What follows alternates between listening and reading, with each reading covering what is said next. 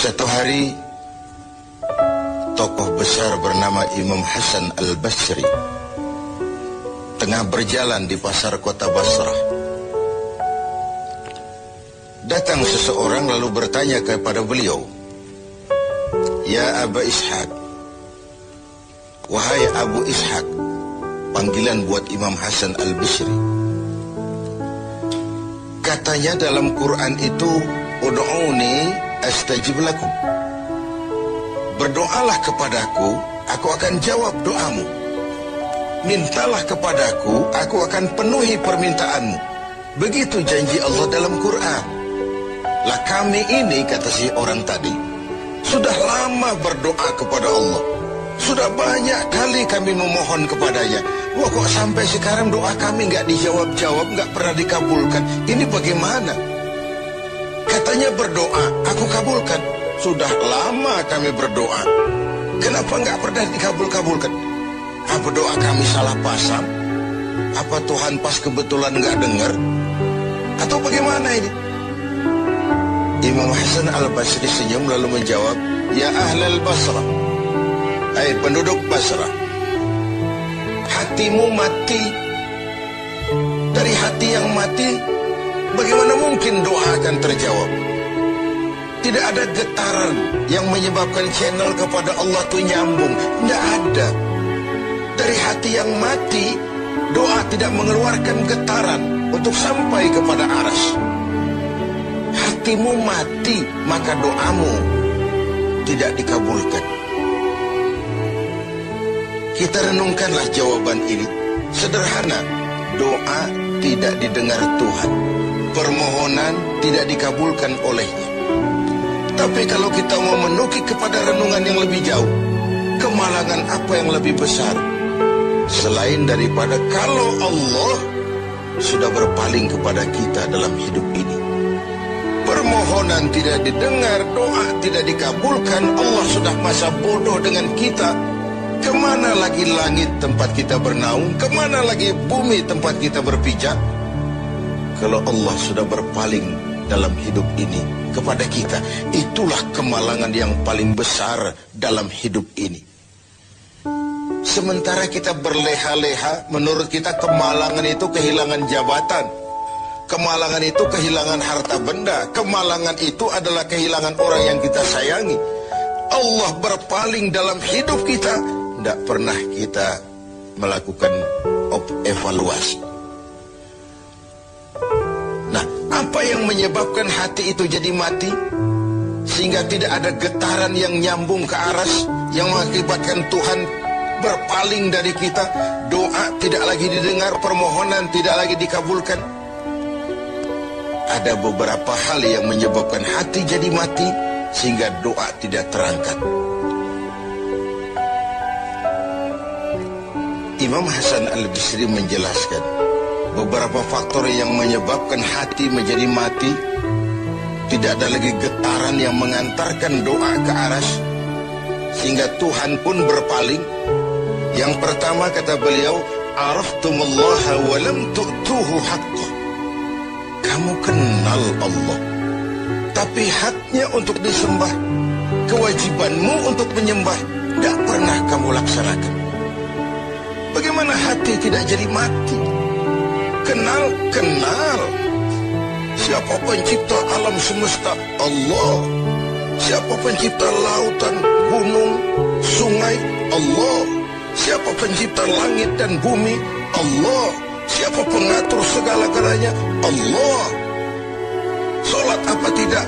Tergantung kebutuhan. Kamu kenal Allah, tapi haknya untuk disembah, kewajibanmu untuk menyembah, tidak pernah kamu laksanakan. Bukankah simpel bahwa Fatihah saja mengajarkan iyyaka na'budu wa iyyaka nasta'in? Hanya kepadamu kami menyembah dan hanya kepadamu kami mohon pertolongan. Tertibul kalimat, na'budu dulu, baru nasta'in. Kalau na'budu terlaksana, nasta'innya pasti top chair. Hanya kepadamu kami menyembah, hanya kepadamu kami mohon pertolongan. Kalau ibadah beres, pertolongan pasti datang. doa didengar, permohonan dikabulkan, munajat pun diterima. Kenapa? Nak budunya beres, maka nasta'innya nikmat.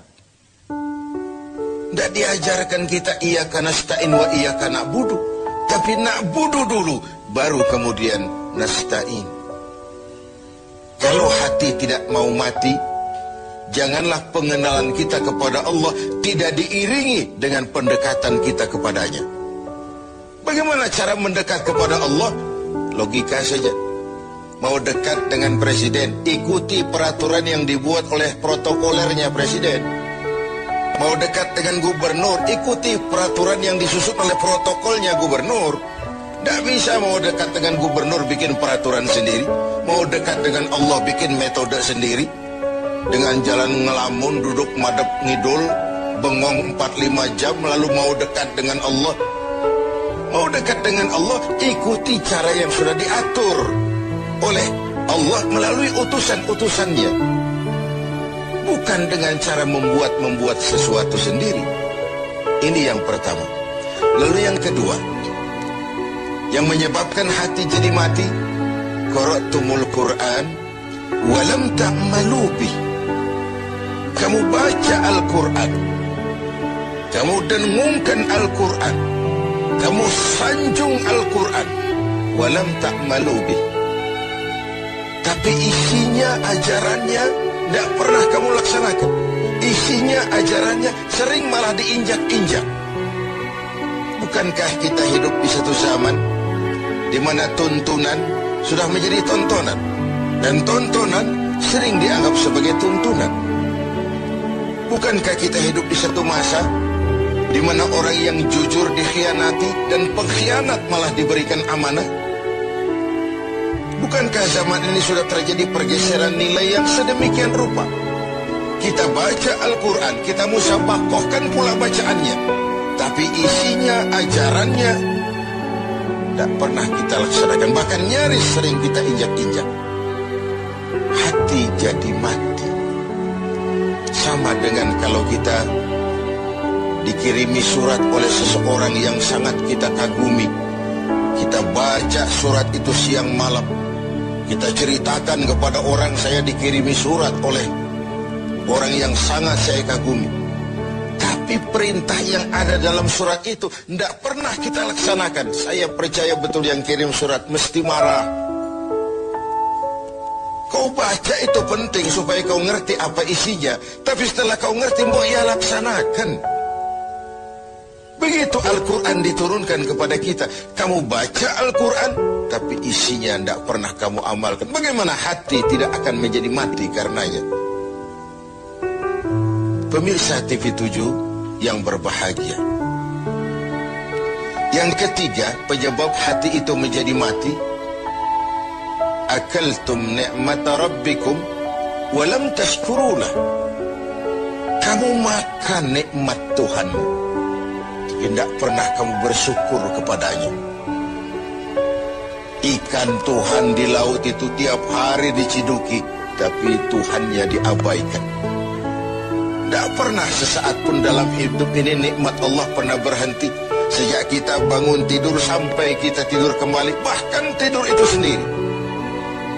Dari sekian nikmat yang kita tidak akan pernah sanggup menghitungnya, Tuhan cuma minta syukuri nikmat itu. Kalau kau syukuri, aku tambah. Kalau kau ingkar, azabku itu pedih.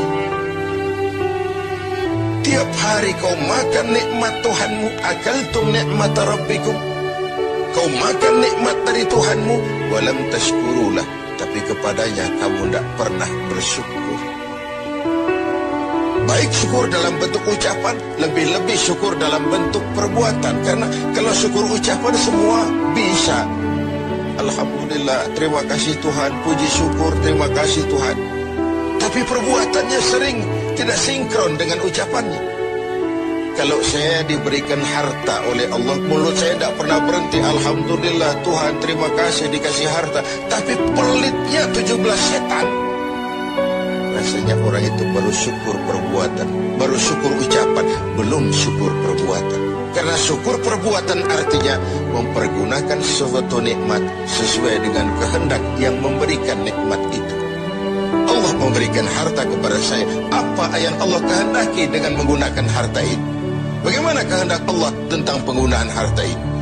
Allah memberikan jabatan kepada saya. Apa yang Allah kehendaki dengan memberikan jabatan ini kepada saya? Mempergunakan suatu nikmat sesuai dengan kehendak yang memberinya. Itulah syukur yang sebenarnya. Ini yang keempat. Yang kelima, penyebab hati itu jadi mati. Qultum annal mauta haqqun wa lam tasta'iddu lah. Kamu yakin, kamu percaya, kamu tahu betul hidup akan berakhir dengan kematian.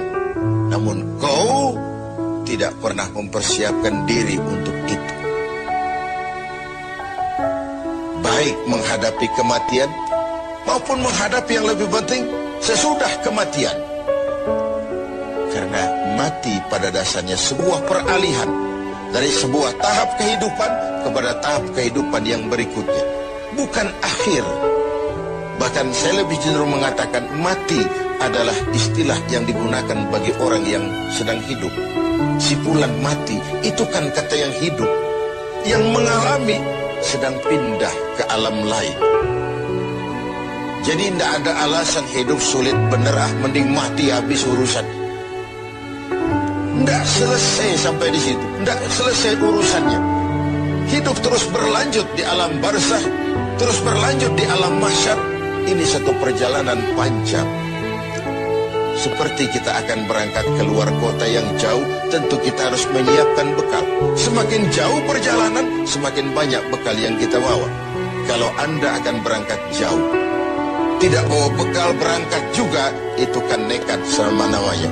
Sampai ke tujuan belum tentu, sengsara di jalan sudah pasti.